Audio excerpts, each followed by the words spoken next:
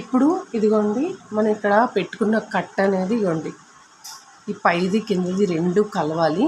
కలిసిన తర్వాత ఇప్పుడు ఇక్కడి నుంచి మనం కంటిన్యూషన్ ఎంతైతే ఫ్యాబ్రిక్ ఉందో అంత ఫ్యాబ్రిక్ని మనం ఇలా పెట్టేద్దాం. ఇప్పుడు అర్థమైందండి. మనం అలా అడ్జస్ట్మెంట్లతో జాగ్రత్తగా కుట్టుకుంటే ఫ్రిల్స్ అన్నీ ఈవెన్గా వస్తాయి. క్లాత్ ఏం మిగలదు. ఒకవైపు ఎక్కువ ఒకవైపు తక్కువ అలా రాదు, కరెక్ట్గా వచ్చేస్తుంది. ఓకేనా? ఇలా కుట్టేసిన తర్వాత లైనింగ్ని అటాచ్ చేయడం చూద్దాం. ఇదిగోండి ఈ విధంగా మనకి మొత్తం ఇక్కడి నుంచి ఇక్కడ వరకు ఇలా కుట్టుకున్నాం.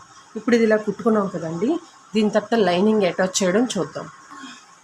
ఇప్పుడు ఈ పార్ట్లో లైనింగ్ ఇప్పుడు ఇటువైపు మెయిన్ దాని ఏదైతే ఉందో బాడీ పై వైపున మనం ఫ్రిల్స్ పెట్టాం కదా రైట్ సైడ్ పెట్టి, ఇటువైపు మీరు లోపలికి ఈ పార్ట్లో ఇటువైపు ఇలా వచ్చేటట్టుగా క్లాత్ ఇలా పెట్టి ఇది మిడిల్లో ఉండేటట్టుగా ఇలా పెట్టి ఫ్రిల్స్ ఇటువైపు వేయాలి.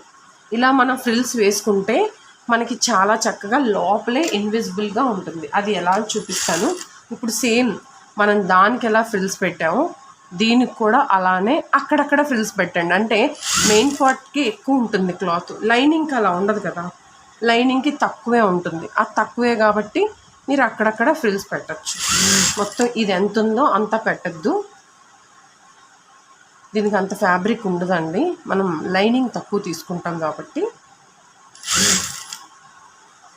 ఆటోమేటిక్గా ఇలా అక్కడక్కడ ఫ్రిల్స్ పెట్టేసి చక్కగా ఇలా కుట్టేసేయండి.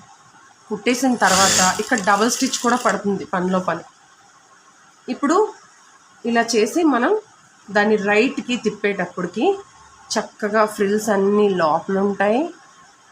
మీ కుర్చీలన్నీ ఏదైతే ఉన్నాయో అది నీట్గా అవుట్ సైడ్ కనిపిస్తుంది.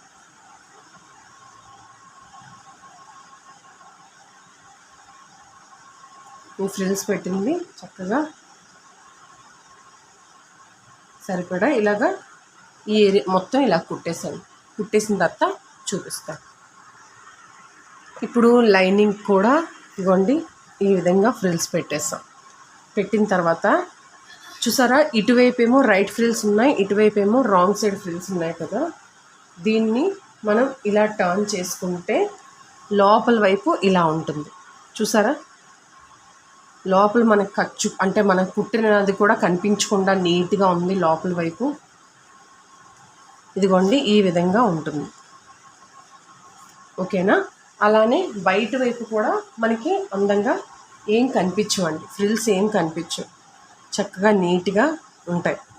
మీకు ఇదే టైంలో మీకు కావాలంటే మీరు ఐరన్ చేసుకోవచ్చు. ఓకేనా? అలా ఐరన్ చేస్తే ఫ్రిల్స్ అన్నీ చక్కగా నీట్గా అందంగా కనిపిస్తాయి. ఇలా చూసారా, మనం ఇప్పుడు ఫ్రిల్స్ పెట్టినవి ఎంత అందంగా ఉన్నాయో. అలానే బ్యాక్ సైడ్ కూడా లైనింగ్ అటాచ్ చేద్దాం. ఫ్రంట్ బ్యాక్ కూడా ఈ విధంగానే చేసుకుందాం. ఇప్పుడు ఒక సైడ్ చేసాం కదండి, ఇప్పుడు ఫ్రంట్ వైపు బ్యాక్ వైపు కంప్లీట్ అయిపోయింది. ఇప్పుడు ఫ్రంట్ వైపు చేద్దాం. ఇక్కడ ఫ్రంట్ వైపు సేమ్ రైట్ సైడ్ పెట్టి ఇటువైపు ఫ్రిల్స్ పెట్టాం కదా, ఇప్పుడు లైనింగ్ అటాచ్ చేసేటప్పుడు దీన్ని ఇలా పెట్టి మనం లైనింగ్ ఏ పార్ట్ అయితే ఉంటుందో ఆ బాడీకి ఆ పార్ట్లో దీన్ని పెడతాం. ఇలా పెట్టే ముందు ఇక్కడ ఇలా మిడిల్లో కట్ పెట్టుకున్నామో దీంట్లో కూడా ఇలా మిడిల్లో కట్ పెట్టుకొని చేసుకోవచ్చండి. ఇలా ఈ ప్రాసెస్ అనేది చేసుకుంటే మీకు ఎన్నైనా ఒక రోజుకి ఇలాంటివి కుట్టుకోవచ్చు. మీకు ప్రాబ్లం అంటూ రాదు, అంటే మాటికి ఇప్పే ఇష్యూ అయితే రాదండి. మీరు కొంచెం ఇలాంటి పిన్స్ అనేవి కొనుక్కున్నారనుకోండి, మీకు చేసేటప్పుడు ఈ 3 కట్స్ అనేవి ఒక దగ్గర ఉన్నాయి చూసారా ఇలా. ఇప్పుడు ఈ లైనింగ్ని ఏదైతే ఉందో ఈ పార్ట్ నుంచి ఇటువైపు మనకి సేమ్ లైనింగ్ తక్కువే తీసుకుంటాం చెప్పాను కదా, లైనింగ్ తీసుకున్న దాన్ని మనం ఫ్రిల్స్ పెట్టుకుంటూ వెళ్ళిపోదాం. ఇది అక్కడక్కడే మిడిల్లో ఆల్రెడీ ఉంది కాబట్టి అక్కడక్కడే ఫ్రిల్స్ పెట్టుకుంటూ లైనింగ్ పార్ట్లో వెళ్ళిపోదాం. చేసేటప్పుడు కొంచెం చిన్నగా ఫ్రిల్స్ పెట్టుకుంటూ వెళ్ళిపోండి, అలా అడ్జస్ట్ చేసుకుంటూ మన క్లాత్ అలా సరిపోయేటట్టుగా. అప్పుడు ఇటు అటు కరెక్ట్గా లైనింగ్ అనేది మనం సెట్ చేసేసుకోవచ్చు, మనకి ఇబ్బంది ఉండదు. ఇదిగోండి చూసారా, చిన్నగా పెట్టచ్చు, కానీ మనకి ఒకటే అక్కడ ప్లేస్ అనేది ఆ ప్లేస్ అనేది ఉంటుంది చూసారా, అందులోనే అటువైపు క్లాత్తో మీరు అటు ఫ్రిల్స్ పెట్టేయండి, ఇటువైపు క్లాత్తో ఇటు ఫ్రిల్స్ పెట్టేస్తాను. ఓకేనా. మాటికి చాలామంది ఏం చేస్తారంటే కుడుతున్నప్పుడు ఇప్పుతూ మళ్ళీ కుడుతూ మళ్ళీ కరెక్ట్గా రాలేదని ఓపెన్ చేయటం అన్నిసార్లు అవ్వాల్సిన పని ఉండదు. మీరు ఇలా చేసుకుంటే మెయిన్ అయినా లైనింగ్ అయినా మీరు ఈ ప్రాసెస్లో కుట్టుకోండి.